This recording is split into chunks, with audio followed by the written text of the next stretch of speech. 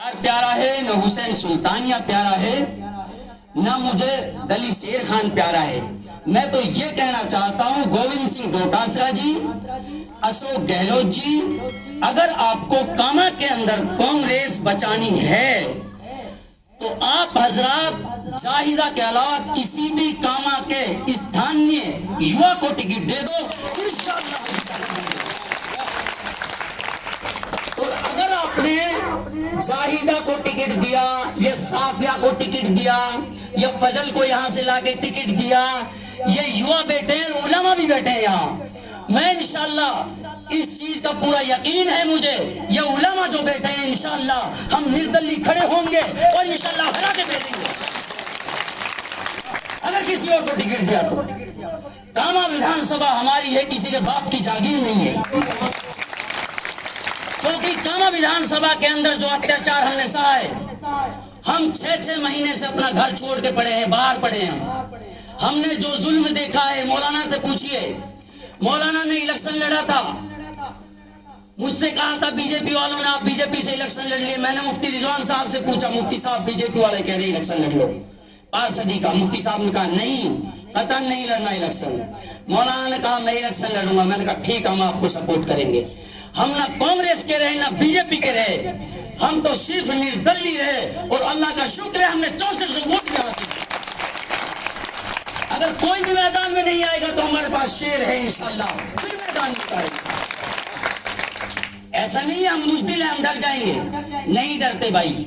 हमने 36 बिरादरी का अनाज खाया है। और ये कहते हैं कि ये उलामा तो बीजेपी के एजेंट हैं। मैं इन जालिमों से कहना चाहता हूं, जिस दिन ये उलामा इस धरती पे नहीं रहेंगे, जालिमों तुम भी नहीं रहोगे। ये उलामा की सफेद पोशाकें जो नजर आ रही हैं आज, इन पोशाकों की बदौलत ही तुम सलामत हो। और जिस दिन उलमा किराम को इस जमीन में दफन कर दिया जाएगा, उस दिन तुम्हारी भी टाइम फिक्स हो जाएगी। तो मेरा कहना यही है गहलोत जी, अगर आप तक ये बात पहुंचे, बेहतर है अगर आप समझ जाएं, आपको पछताना ना पड़ेगा। इंशाअल्लाह ये बिरादरी वो है जिसके पीछे पूरी कौम चलती है।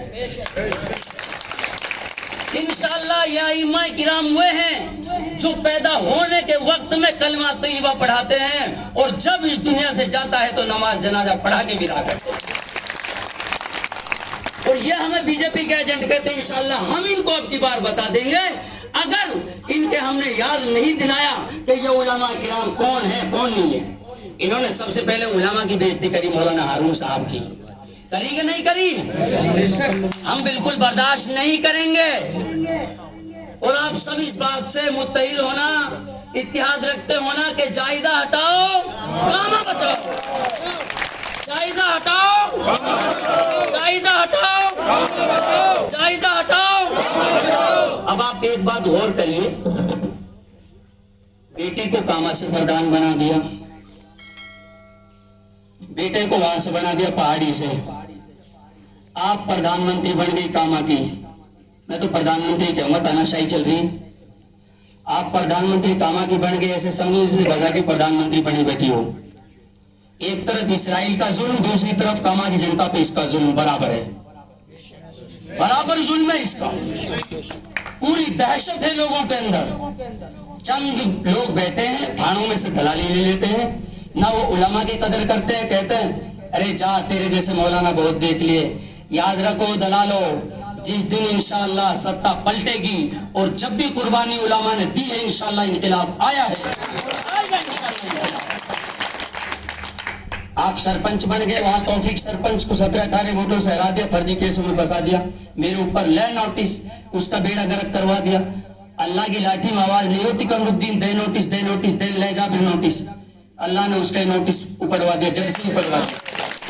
अब तक नोटिस भिजवाओगे? अरे पुलिस वालों आप भी सुन लो, खुदा के लिए आप भी इंसान हो मेरे भाई। पहले आप हमारे भाई हो, उसके बाद में आप वर्दी के पास आते हो। पहले आप जमीनी लेवल पे देखो कि तानाशाही कौन कर रहा है। इन्होंने हमारे गांवों के अंदर अनपढ़ रखा हमको, हमारे बुजुर्ग बैठे, उलमा किराम बैठे, अनपढ़ रखा। और इसलिए रखा कि ये लोग क्राइम करेंगे, और जब ये लोग क्राइम करेंगे तो फिर हमारी कोठी पाएंगे, और फिर कुछ पैसे तो हम ले लेंगे, कुछ थानेदार ले लेगा इनसे पैसे, ये उसे गरीब हो जाएंगे, फिर ये दाब में रह जाएंगे, उभरेंगे नहीं। अगर हमारे यहाँ कॉलेज अच्छी होती, शिक्षा अच्छी होती, तो काश इन हाफिज और आलिमों के बीच में डॉक्टर्स, इंजीनियर, बड़े बड़े मास्टर यहाँ नजर आते। आपको एक भी मास्टर नजर नहीं आ रहा यहाँ। इसकी वजह क्या है? इसकी वजह यह है चौधरी खानदान ने जो हमारा पैसा आया है सारा का सारा हजम कर लिया। आदमी एक पैसा खा जाए, पूरी कौम भाई बर्बाद हो जाए। एक आदमी कोटा का अनाज खा रहा है, पूरी जनता बर्बाद हो रही है। एक सरपंच पूरे विकास का पैसा खा रहा है, 5 गांवों की सरदारी बर्बाद हो रही है। एक शिक्षा मंत्री पूरे राजस्थान का पैसा खा रही है, पूरे राजस्थान की स्कूलें बर्बाद हो रही हैं। आपने देखा मेरे को गांव में कहाँ स्कूल अच्छे हैं कहीं? परसों गुड़गांव जा रहा था मैं, रास्ते में मीडिया वालों को अचानक मैंने कहा भीड़ लग रही, सामने खड़ा, मैं भी उसमें निकालने की सोची तो खड्डे में बाइक गिर गई अगले टायर। उसने कहा जा बिर मौलाना आगे। मैंने कहा यार तुम मुझे आगे ही मिलते हो भाई, हैं? हाँ, कोई कहेगा कि यार जान पूछ के यार है सामने, खुदा की कसम उसमें इतना इतना पानी भरा हुआ है मस्जिद के सामने। कोई भी इस विधानसभा का आदमी कह दे किसी मस्जिद के लिए आज तक 1 रुपया दान किया हो इन्होंने, मेरी गर्दन पर छुरी फेर देना तुम। किया है क्या? आज तक मस्जिद के लिए कोई सीमेंट का कट्टा दिया है क्या? मंदिरों के लिए दान किया है, ठीक है, अच्छी बात है, मंदिरों के लिए करो, हमें सुख है, ठीक है, मंदिरों के लिए करो, लेकिन मस्जिदों की तरफ भी तो देख लो। कौन तो वोट देती है, डेमरो तो वोट देते हैं तुम्हें, मेव वोट देते हैं तुम्हें, 600 वोट आती है पूरे बाजार से 600 वोट आती है, और फिर उनका काम होता है, हमारा काम नहीं होता। जिस दिन सत्ता भंग हुई है उसी दिन से नगर पालिका वहां पड़ी थी परली तरफ, उठा के वही ला दिया गया। इतनी चलती है इनकी, देख लो। इन तानाशाहों को खदेड़ना है, खदेड़ेंगे ना इंशाअल्लाह। और इंशाअल्लाह जब जब उलामा ने कदम उठाया है, इनकलाब आया है और इंशाअल्लाह आएगा इनकलाब। किसी भी युवा को टिकट दे दिया जाए, गहलोत जी आपसे फिर निवेदन करता हूं, किसी भी युवा को टिकट दे दो। अगर इसको टिकट दिया तो हरा के भेजने की जिम्मेदारी हमारी है इंशाअल्लाह। जायजा हटाओ, जायजा हटाओ।